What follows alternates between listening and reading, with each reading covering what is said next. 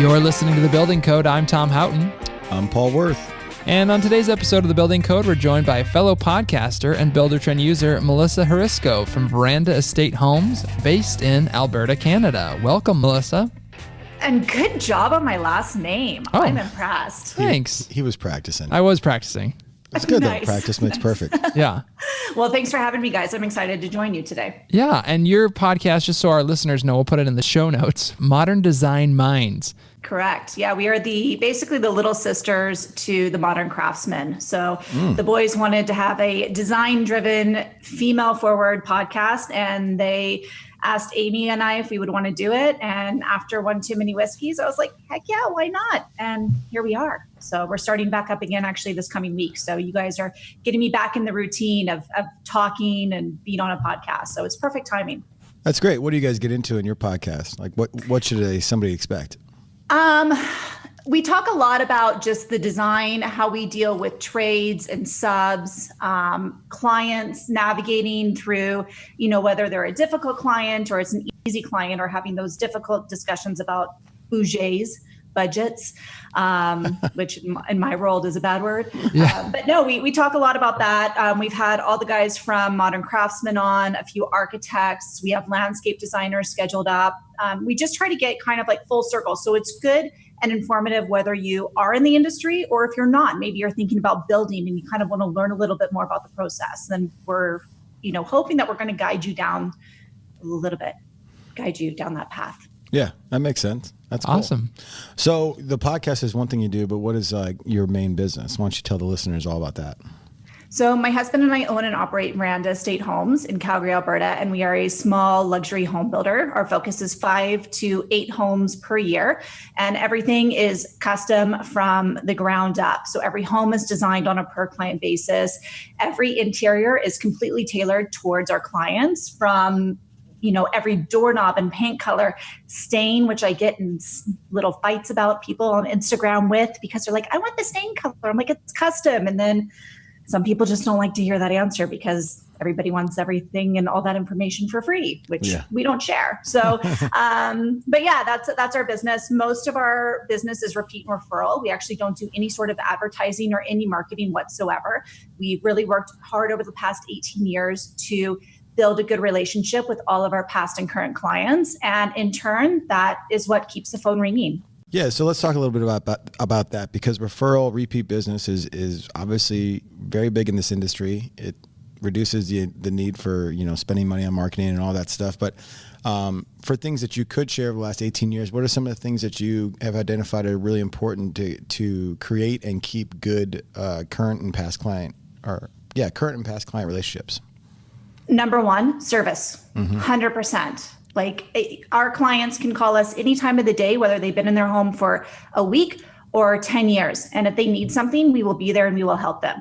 It may be something that's out of the warranty, scope, but we will arrange the trades to go in. We will arrange the work to be done. We will have our project managers manage that for them, whether, again, it is warranty or not. But the relationships that we build, it's basically a marriage. We're working with our clients for an average of 1 to 2 years. So it needs to be a good working relationship, but it is a relationship that you build over that time. And a lot of times we become very good friends with our clients. We've traveled with some clients. We go out to dinner with our clients all the time. It's, at the end of a day, when it's a possession day and I'm handing over the keys, I cry because it's like I'm giving one of my babies, to one of my friends. And I'm like, when can I come back and see this?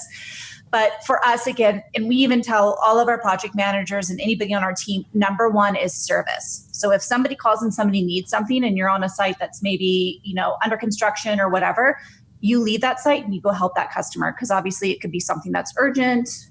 Maybe a toilet's running and they can't figure out why. I had one client whose daughter decided to flush a diaper down the toilet. So that's something that we wanted to get to right away and help out with. But that has been the number one thing, because I feel like in this industry, so many times it's they get in and then you get the keys and then the builder just goes away. They're gone. So that's been really important for us. And then the other thing is also the way that we go about getting our clients to take that next step and signing that purchase agreement with us. We're very upfront and honest with our pricing and our pricing structure. A lot of builders will go in and be like, absolutely, I can build you this home for $500,000 or $1 million. And I'm the one that's going to sit there and go, no, actually, you can't. This home is going to cost you $1.2 million if you want what you've seen that we've done. And if your expectations, if this is what you're telling me you want, this is what it's going to cost. So on average, most of our clients only spend between 0 to 2% in quote unquote upgrades throughout the entire building process. Which is one thing I do love about Buildertrend is the change orders. I love that feature, by the way. So yeah, I mean, we really tailor. So when a client is building with us, they know exactly at the end of the day what that product is going to cost. And they know that they're going to get something that's superior to what a lot of other builders can deliver. Yeah, we talk a lot about that with all of our guests and all of our clients that use Buildertrend is the necessity in this day and age for transparency as well as honesty in the industry. I think that that's one of the things that everybody could work on is the industry's reputation for that honesty. And I think it serves people well who use that as their mode of sales, just being very, very straightforward with people.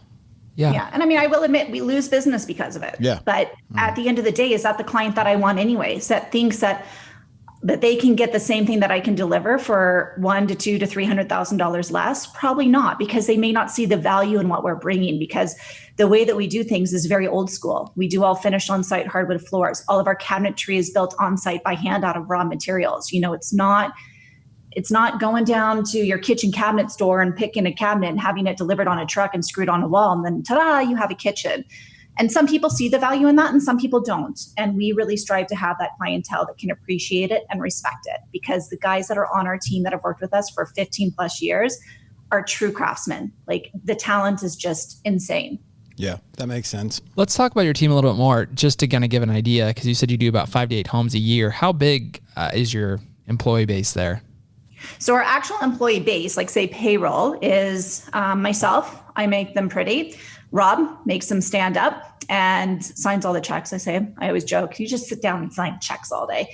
And then we have 2 PMs, Kyle and Niall. That worked out well. They're both tall, they're both Irish, and their names rhyme. So it's great. That's awesome. And then we have a couple site carpenters on staff as well. So they'll take care of, cleaning up the job site. If, say, we need some back framing done, or if I need an attic hatch moved, then they can handle that. And then we also have Danielle that's been with us the longest out of anybody, and she's in our office and does all of our scheduling in office and bin work. And then everybody else is either contractor or sub-trades from there. Awesome. And we've been talking about value on this podcast, kind of like finding your value. How did you guys find that for yourself? Because I mean, I feel like most businesses, when they start off, they're trying to obviously get off the ground, and so you kind of take on whatever clients you can. You've been in business for a while now, yeah. So when did you guys make that shift, and when did you figure out what that looked like? It was a very long road, to be honest. Cliff Note version, Rob actually grew up in this industry. So his dad was more of what you would consider kind of a track home builder. They were building 50 to 100 homes a year. Pick your floor plan, A, B, C, or D.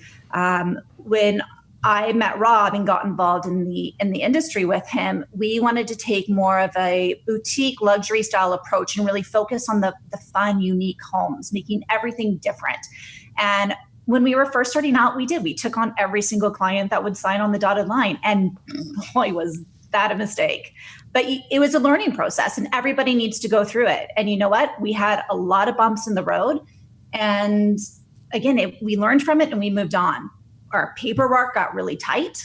Like we have one thing that I think is very important in our contract, and it says actually no verbal agreements. Everything is in writing. Mm-hmm. So anytime I leave a meeting, I follow up with an email. Here are the notes from our meeting. Please let me know if I have missed anything or if you want to add anything to this, because I don't want to come into a situation where, no, don't you remember when we said this? Because honestly, I can't keep it all straight, and I don't expect my clients to either. So that was a big tip for us that, really changed the way that we ran our business. And I wouldn't say necessarily we're at the point where we're like, well, no, actually we are. We're a little selective. So if a client comes along and I feel it's not going to be the best fit, I'm not going to fight for that client to really earn their business. I'm still going to do it with grace, and I'm still going to be as polite as possible. And I'm going to give the pricing like I would for anybody else. But if they email and they're like, the price just really isn't, what we want to spend, blah, I'm like, okay, absolutely. I understand. Best of luck. Mm-hmm. Yeah. Where somebody else that I feel like I could have a really good working relationship with, I'm like, let's get together and let's figure out how we can make this work. Let's discuss specifications. Let's discuss features. What can we add in now or take out and then do down the road? Mm-hmm. And so when you guys are talking 5 to 8 homes a year and finding that to be your wheelhouse, I guess my question would be, how many people are you turning down or not gaining business to get those 5? We'll just keep it at 5. So like, is that 1 out of 3? Or because the managing those leads, if you have like 15 leads or going down that process is a lot, right? Managing it. And it's honestly, it's the one thing I hate to say, but I don't enjoy doing. Sure. But I am, because of my Instagram following, I am the face of this company and people want to meet with me.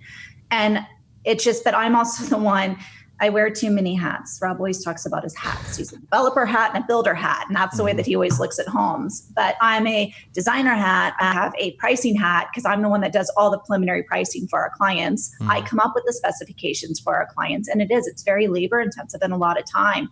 I would say, I wouldn't say turn away, but I would say on average, we probably, out of every 3 people that we talk to, 1 turns into a sale. Mm-hmm.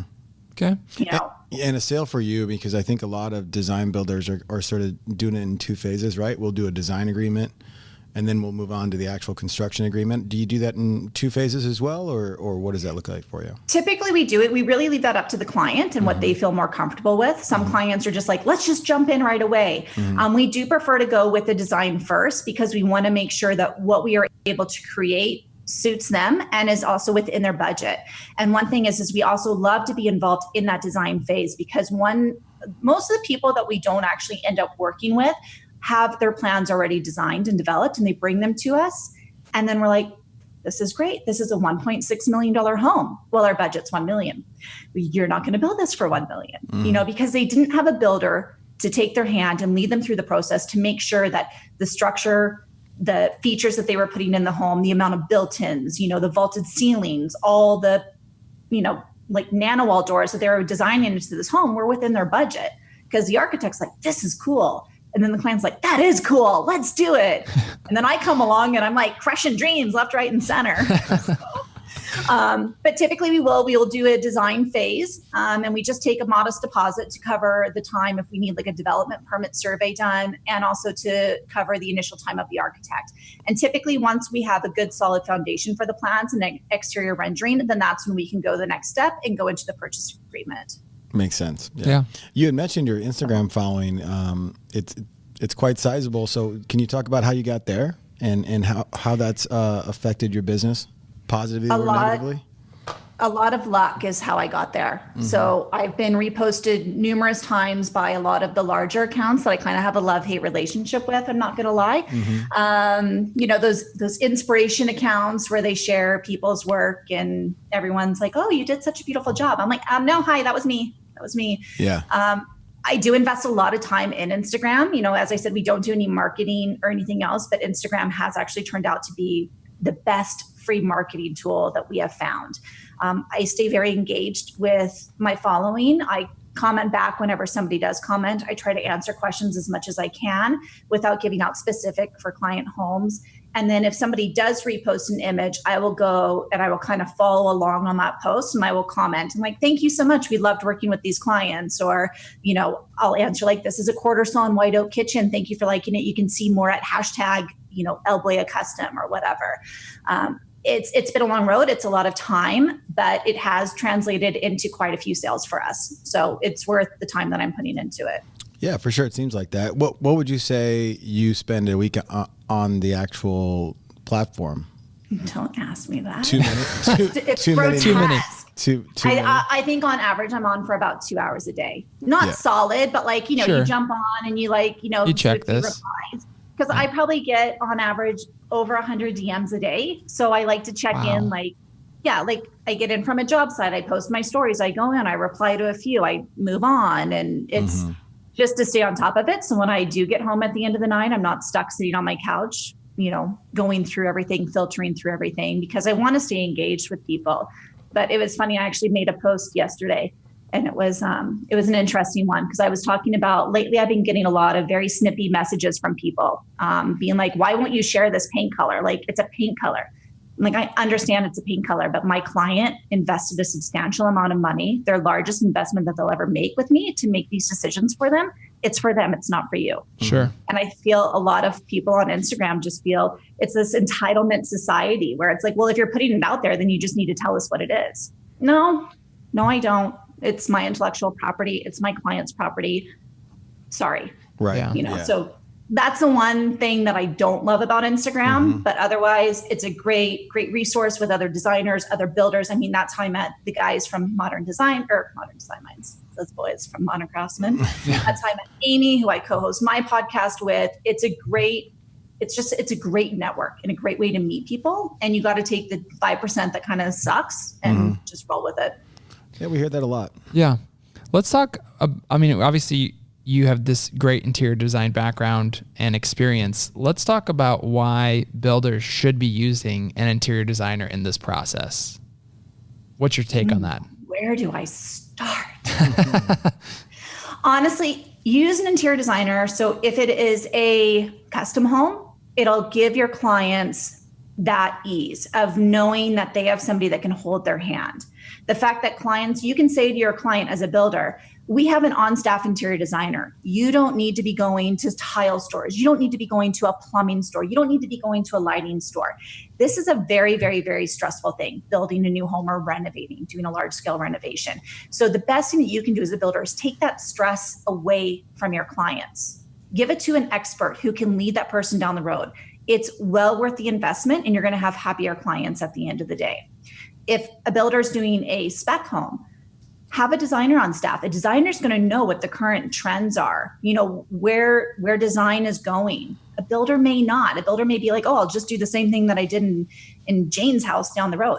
Well, I'll tell you right now, Jane's probably going to get really pissed off if you copy exactly everything that she did and put it into a spec home, because people want their homes to be unique and speak for themselves. So I think whether it's spec or custom, it is such a huge value and asset that you can bring on. And whether you hire in-house interior designer, or if you look at local interior designers, and maybe kind of get a feel for a few different ones and try to get an idea and a sense of what your client's style is. Is this person really modern? Then I'm going to send them to Jane. Is this person kind of country and wants this overdone modern farmhouse look? Then I'm going to send them to Joanna, and really kind of tailoring your service to your clients. I got that Joanna reference, by the way. That was good. What was the Joanna? Little Chip and JoJo reference there. Oh, that was good. Hey, thanks. The Magnolia. She's my cousin. Did you know that? Are you serious? I'm serious. I had no idea. Yeah. My voice got really high right there. Yeah. Who are we I was talking just about again? so shocked. Joanna Gaines, Chip and Joanna Gaines from Waco, Texas. From Waco. That show. Oh, cool. She's your cousin? There you She go. is my cousin. Yeah. Runs in the family. Maybe you need your own show. Yeah. When are you getting your own show? Never. I've actually turned it down quite a bit. So really? I've been approached by about 6 production companies, and every time I politely decline. That's fascinating. A lot of those production companies for HGTV are in Canada, right? They're based there? I think quite a few are based in Toronto and Vancouver. Yeah. My reason is my business is my business. It's our livelihood. And I know what I'm like on job sites. And I'm not going to lie. I'm not going to come off pretty on job sites.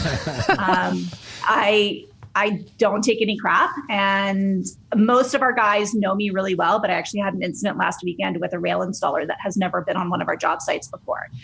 And the condescending attitude that I got from him during my visit on the job site, I was like, hi, my name is Melissa. I'm one of the owners of the company. And he just sat there and, because I'm a girl and I was dressed and had makeup on, and he probably thinks I just walk around and pick out pretty colors all day. But it was not happening, and he was at my job site about 20 minutes later. So there you go. Don't mess with Melissa. That's right. Hey, that's the title. That's the title of the show. That's the title of the show. Don't mess with Melissa. Don't mess with. And it was funny because actually my finishers were upstairs, and he just walked past me and was just shaking his head. And then the next day I get a text from another finisher. What'd you say to the rail guy? Because all of his tools are gone and he's not done. I'm like, no, he's not, and he's not going to be back either. So there you go. Done and done. So guys, respect designers. That's right. There you go. Please respect everybody. do more than just pick out respect pretty colors and watch soap operas and get our nails done. Let's pivot to, you kind of mentioned some trends. Obviously, I think everyone wants to know how to stay current. So what are some trends that you're seeing in the industry that people should keep their eyes open to? For me, I think the biggest thing that you're going to see a huge comeback on is a wood cabinetry. So like I'm loving the warmth that wood is adding, natural living finishes. So like unlacquered brass or, material like what Rocky Mountain Hardware, Sun Valley Bronze or Ashley Norton makes. It's a living raw finish. As you use it, it ages, it patinas. Same with natural materials. I am not a fan of man-made anything. So and I don't know if you guys saw, there was an article that came out last week actually about synthetic countertops and how it's increasing the cancer levels and fabricators and everything else from the silica dust in it. Oh, I did and that's just another reason why I'm like, stick to marble. I mean, I'm sure that stuff is toxic as well when you're fabricating it. But for me, it's really about being as natural as you can with the interior of the home. I've always been about classic, timeless. I did slightly knock modern farmhouse a while ago when I did a Q&A on Instagram. I feel like that white exterior, black window, black roof, white shiplap, it's going to date your home. Sure. That is going to be like, I built my home in 2019 or 2020. It's very specific. And I know people may like it and take elements of that and put it into your home, but really try to focus on classic materials. And if you do want those trends, do them in areas where you can easily like rip that shiplap off a wall and change it up with something else down the road. Yeah. Like subway tiles, farmhouse sinks. I mean, I feel like those are just all the rage. Who are you all Well, of a sudden? farmhouse Just sinks, Mr. I will say, Interior farmhouse Designer? sinks, Well, I pay attention great to these. all style of homes. But you know what? You don't need a sign that says eat or kitchen in your kitchen. Yeah. We know where we are. We're good. Oh, you are now my favorite interior designer right here. That's great. I had no idea you were so passionate about interior design. I am. It really brings a home together. I think that's, does. you can have a great structure, you can have a great build, but interior design is where you make a house a home. 100%. There you And the go. thing is, I don't do any decor. I only do the design. So I'll do like all of our millwork, our material selections. I work with an interior designer or decorator named Heather, and she works on most of our projects. And she comes in and she looks at it and she takes my shell and then adds the layers to it. But it's great to have somebody that has my thought process or her thought process involved, because I can look at windows on a floor plan and be like, oof, we are not going to have room to do proper drapes. We should make this window 6 inches smaller. It's little things. Where should we have floor plugs? If you don't have an interior designer on staff and your electrician's like, I don't know, what about right there? Sure, that looks good. And then the client moves in the home and they have a floor plug in the middle of their hallway because of the furniture placement. So I really actually like to get decorators involved as soon as possible, typically at the framing stage, so we can make those decisions at the beginning when we are doing the electrical rough-ins and plumbing and everything else. That makes sense. Awesome. Let's just one last question I guess I have for you about your experience with Buildertrend, because you have been a client with Buildertrend for about 8 years now, actually. You're coming up on your anniversary, apparently. Do I get a gift for that? Sure, we'll give you a high five. Yes. Okay, thanks. Just kidding. So what? That'll be a gift. Yeah, tell us about the experience. Give us some background to it. So Buildertrend for us has been a great tool because number one, I love the change order function. Before Buildertrend, I would have to meet with my clients and they would need to initial a piece of paper. So it was taking time out of everybody's day. Now it's as simple as I go online, I log in, I do the change order, whether it's a credit or an addition, send it, they sign it, they send it back, and we're done. And it's all good. The scheduling factor is huge for our team. We can go on to any job and we have every job basically scheduled out from the very beginning to possession day. Also, our clients are able to see 1 month at a time, though. We allow them to view the calendar 1 month at a time because things are going to shift and change. And if you give them the whole schedule, they'll be like, but you had our possession at September 30th. And I'm like, yeah, and it's now November 15th. Sorry.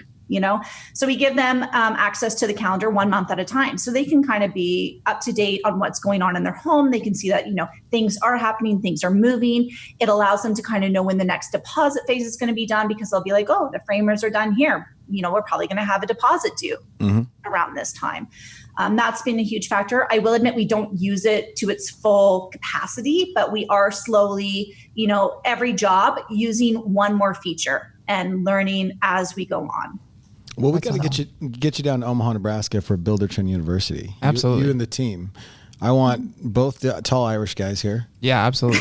Lyle and Kyle? because they'll access Niall our and bar. Kyle, you better Niall have and Kyle. lots of whiskey between Niall, Kyle, and myself. I think we can figure that out. That is not a problem. Yeah. Niall and Kyle, maybe they should have their own show. That's true. That's got a ring to it, right It there. is. I don't have time for that. Oh yeah, there you go. Busy. There you go. Yeah. No, none of that. Yeah. From Melissa. Yeah. Yeah. But we Don't you need give to have you them those down. ideas. We need to have you down at Buildertrend University, so we'll have to work that out off air. But there we go. We can do it. Well, that's it. Or the International Builder Show. We'll start talking about that. That's coming up. Huge show. I think in January, and the one in Vegas, right? Yep. That's right, Las Vegas. Yeah, yep. I think Rob and I are finally going to go to that. Last year we happened to be on a beach in Hawaii, and I will admit I actually had FOMO while on a beach in Hawaii. Yeah, watching everybody hang out together, and I'm like, what are you doing now? Yeah, we had the Modern Craftsman on last year, and I'll tell you what, Melissa, we'll have you and your husband on this year. Just come by the booth. Yep. Yeah, there we go. Podcast live. Sounds good to me. Cool. Yeah. Thanks so much for your time. This was really cool. We're going to get your Instagram handle obviously on the show notes so you can add that huge follower base you have already. Yeah. Perfect. We'll send a few more your way. Yeah. And thanks, boys. Yeah, we really appreciate your business and coming on the podcast. Awesome. Well, thanks for having me. Enjoy your day. Same to you. Thanks. All right. Bye-bye. Cheers. Bye. Want to share a suggestion for a future guest? Have a question about Buildertrend that you'd like us to discuss, or a topic that you'd want us to cover on the podcast? Let us know by calling and leaving us a message at 402-596-6437. That's 402-596-6437. And who knows, you'll maybe hear yourself on the podcast. Love what you heard? Don't forget to rate and subscribe to our podcast so you can hear from more guests that will benefit your business. Also, please check out our show notes page for more information on what we discussed on this episode. You can find it at buildertrend.com/podcast. Thanks for listening, and we'll see you next time on The Building Code. Appreciate you.